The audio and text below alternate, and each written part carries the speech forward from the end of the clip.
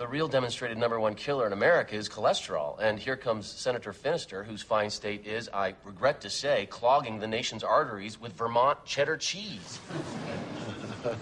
If we want to talk numbers, how about the millions of people dying of heart attacks? Perhaps Vermont cheddar should come with a skull and crossbones. Aaron Eckhart has always been a good actor, but he really outdoes himself playing a spokesman for the big tobacco companies in Thank You for Smoking, an inspired satire that takes on the lobbyists for alcohol, tobacco, and firearms, and the government, and the media, and lawyers, and advertising agencies, and yet it never overplays its hand.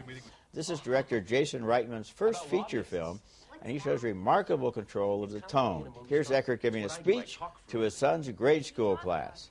I speak on behalf of cigarettes. My mom used to smoke. She says that cigarettes kill. Really? Now, is your mommy a doctor? No. A scientific researcher of some kind? No. Well, she doesn't exactly sound like a credible expert now, does she? He meets regularly at lunch with the Mod Squad. MOD stands for Merchants of Death. Maria Bello represents alcohol, and David Kochner represents firearms. You know you can beat a breathalyzer by sucking on activated charcoal tablets. Really?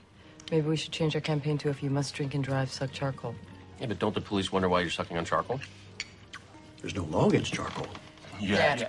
Eckert's character is an expert at putting a positive spin on interviews. So he's not too nervous when a cute young reporter, played by Katie Holmes, interviews him for a magazine.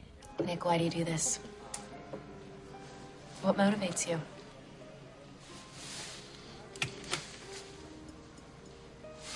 You really want to know? Population control. Tobacco decides to invest money in product placement, getting movie stars to smoke more. So he hires Rob Lowe as his Hollywood consultant. Sony has a futuristic sci-fi movie they're looking to make. Message from Sector 6. All takes place in a space station. They're actively looking for some co-financing. So cigarettes in space. It's the final frontier, Nick. But wouldn't they blow up in an all-oxygen environment? Probably. But it's an easy fix. One line of dialogue. Thank God we invented the, whatever device. Well, there's a danger in satire of pushing too hard. But Jason Reitman is sly and smart and has an edge. And his actors, including Robert Duvall as the aging czar of the tobacco industry, are in perfect tune. Roger, I love this film. I remember reading the novel maybe 10 years ago and wondering if they could ever turn it into a movie that would hit all the right notes. Yeah.